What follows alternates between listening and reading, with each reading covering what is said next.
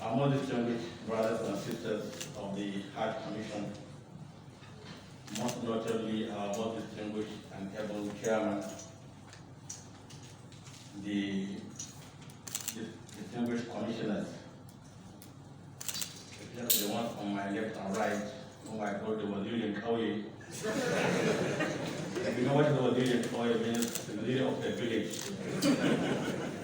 So he's wazir of, I think they say Hargawa or somewhere. But he's still very proud to carry it.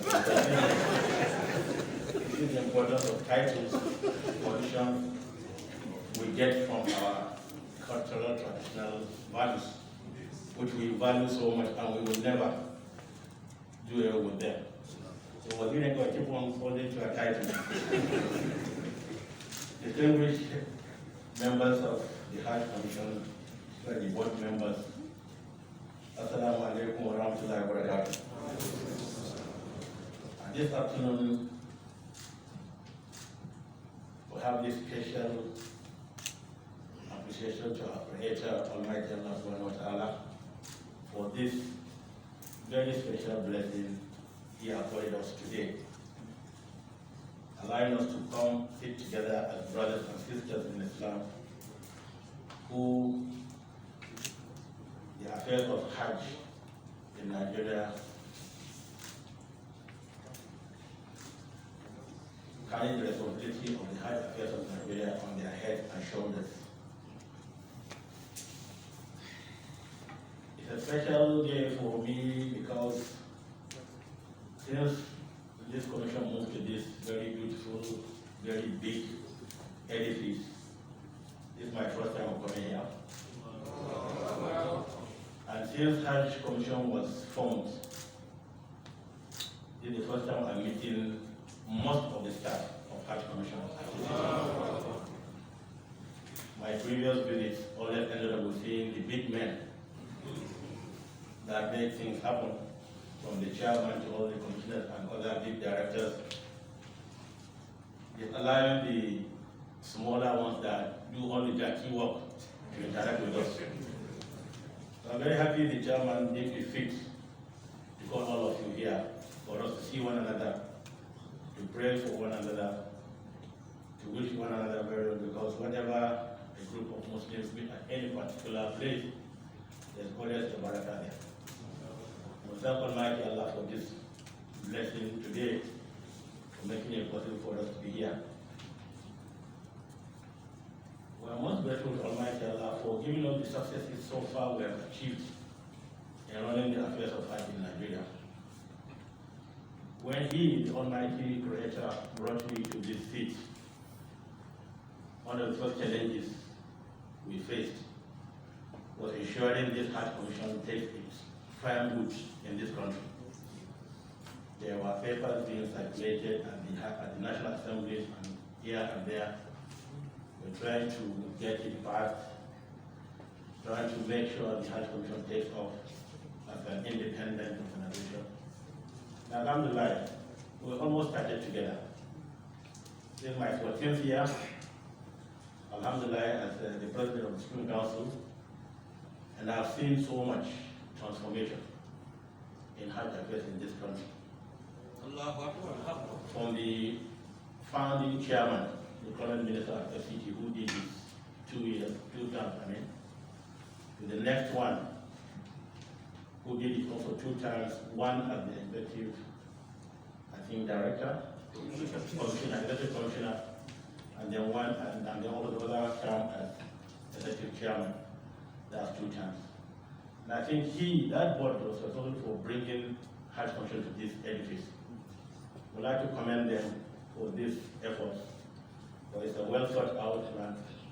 So there are some criticisms always when people do things. But if you are going to listen to criticism of people, you will never do and achieve anything. So the best thing as a Muslim, you set a goal for yourself according to Islamic tenets, pursue those goals and try to achieve them. I think that's what that board did. And when Almighty Allah brought this distinguished lawyer to this seat as chairman of Hajj, we never had any doubt that he will continue to build on the very strong foundation the two past chairmen built this Hajj Commission on. Because I have known him when he was leading the Hajj communities of Osun State, not State of Osun. There's only one state, it's Nigeria. Osun State. Or is it Osun? You know, the Yoruba. I'll pass the message later. I've told them since they know. I've been there 4 times. When he was in Osun State, and we got very close. And I found in him a very reliable gentleman who was really very keen to serve Islam to the best of his ability. So we didn't have any doubt when his name came up. And we said, well, Alhamdulillah. But there are some issues here and there, but Almighty Allah already penciled his name down at the next term of passport, and nothing anybody could have done about it. And so we accepted his coming as something positive for Islam, for Hajj Commission, because it's not just Hajj Commission, it's Islam. What we should know that whatever we do here, the whole world is watching us. And we must do things according to Islamic tenets. We fear of Almighty Allah and nothing else. So I'm very pleased so far with what you have seen the board has been doing, trying to ensure or do things that we first brought up some 10 years ago, trying to be self-reliant in whatever we do in Hajj Commission, trying to keep away from government funding. Well, I've said this so many times to federal government, to the president, then good Lord Jonathan, on the 2, 3, 4 occasions we submitted Hajj reports to him. We want the CBN to work with us so that we take federal government hands off from Hajj issues, like it's done in other countries like Malaysia, Indonesia, and other places. And it's possible, because every pilgrim pays a lot of money.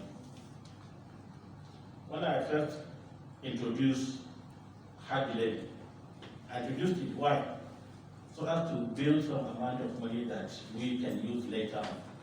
So the number of pilgrims going every year, and each one pays 5,000 naira, it's a small amount of money to any of Hajj. It can even pay 20. Some people even pay much more than that to get a backdoor ticket to go for Hajj. Because people pay a lot to go for Hajj. They don't care about the cost. Your heart is there to go to that holy city. No matter what you pay, you don't care. But of course, people will do the triple talk. And so that Hajj levy for each pilgrim was accepted by everybody.